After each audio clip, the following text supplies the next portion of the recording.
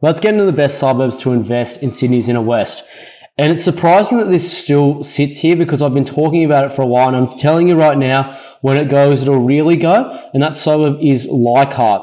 So Leichhardt's probably best known for being the home of the West Tigers in Sydney. You got Leichhardt over there. It's known for having a very strong and very old school resident Italian population. It was one of the first places where all the Italian residents actually moved. So Norton Street on a yearly basis has an Italian festival. It's very well known. It's very well, should I say, tended by a lot of Sydney-siders, particularly from people from the city and the inner west, and some even people from the inner east as well. But Leichhardt, look, most of Leichhardt, apart from the part that's close to, should I say, Lilyfield, is mostly low density. It's mostly kind of miners' cottages style homes, and some larger attached and detached homes too. But look, really, where Leichhardt is, it's 6 to 7 k's from the CBD, and it's very cheap for where it is, and surrounded by very expensive suburbs. So you'll see here, Summerhill, Haberfield, Lilyfield, and Annandale are all significantly more expensive than Leichhardt, but Leichhardt sits in between them all. And it's a very well commutable suburb to literally to the CBD. So if you're in the northern pocket, you've got the light rail that goes straight into the CBD.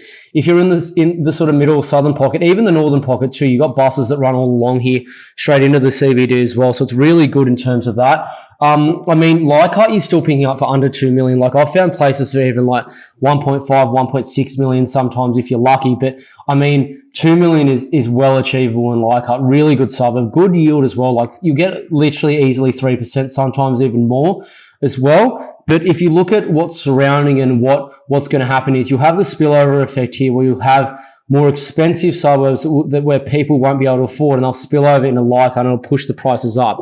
And there is no land to build in Leichhardt. It's very tightly held. A lot of the actual older Italian community here doesn't tend to sell their homes. They pass it on to the next generation. So definitely consider that in the inner west of Sydney in Leichhardt. I think it is probably one of the picks in terms of to invest in.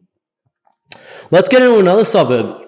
Look, it's hard in the inner west as well, Sydney, because it is expensive. But there is a suburb here that is presently, don't get me wrong, it is fairly expensive, but it's going to be ungodly soon because of what's going on there. And that suburb is Five Dock. So people that don't know where Five Dock is, it's right on Hen and Chicken Bay. Basically, it's very close to Bayron too. It's one of your original, should I say, inner west suburbs where you had a lot of your developments throughout sort of the 40s right through to the 70s. A lot of brick veneer homes on larger blocks. 400 to 600 metres squared is fairly normal as well. But the thing about Five Dock that really is going to take it to the next level is it's actually a part of the new inner west line that's going right out to Parramatta. So Five Dock is actually getting a train station in the town centre. So what that's going to do is it's going to make it one of the only suburbs really in all of Sydney that has, especially west of the harbour, that is on a train line that is harbourfront. So Five Dock is genuinely a harbourfront suburb, and it'll be on a train line. The only other ones you can really think of that are west of the harbour is literally Waverton and Wollstonecroft, and then you could probably argue the new Bay station close to Glebe and Whites Bay will be one as well. But Five Dock will be a residential suburb that will be harbourfront. So what you're going to see is you'll get the very wealthy who will start to buy here, and they'll really push this suburb median up. So Five Dock at the moment is sort of in the late twos in terms of purchase price. I'm telling you right now, once this is in and you start to get those really wealthy people moving, this suburb median is going to go probably well above 4, probably above 5 in the next 10 years minimum, maybe even higher. So definitely a suburb to consider that in Five Dock. Look, it's a beautiful suburb too. I really like the suburb. I used to play football here all the time and cricket games and all that kind of thing too. So no complaints with me on that either in Five Dock. Let's close it out with the last suburb I want to get into. And this is easily one of the inner west's most famous suburbs. It's known as basically the pretty much home of music in all of Sydney. And that suburb is Enmore. And look, it's known as a home of music basically because you've got the Enmore Theatre there, and it's been there for decades. And you've had almost every world famous artist play there over time.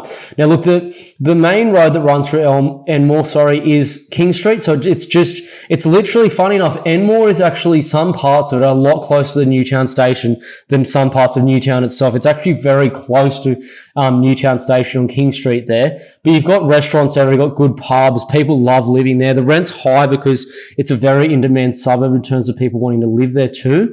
But I mean, like, you can see just here, like Enmore Theatre, how busy it gets, and it's always busy, but it's also very underpriced. So it's one of the suburbs that actually hasn't done overly well since COVID, funny enough. So it did have a bit of a peak sort of in late 21, 22, but I mean, it was about 1.4 before COVID, and it's only about 1.765 at the moment, which is really good. But I mean, this suburb it's so underpriced where it is, and you'll get rent of like $1,200 a week for a 3-bedroom home. I found houses here for $1.5 million, 1.6 quite easily. So really good suburb to buy. And I don't think you'll get much better yield than that. Like, I mean, I've seen houses get 3.5 to 3.6% yield here before, which is insane for those sorts of numbers. So, and you get like 9.5% growth long term. So it's crazy. So that's another suburb definitely to consider in the West, investing in Enmore.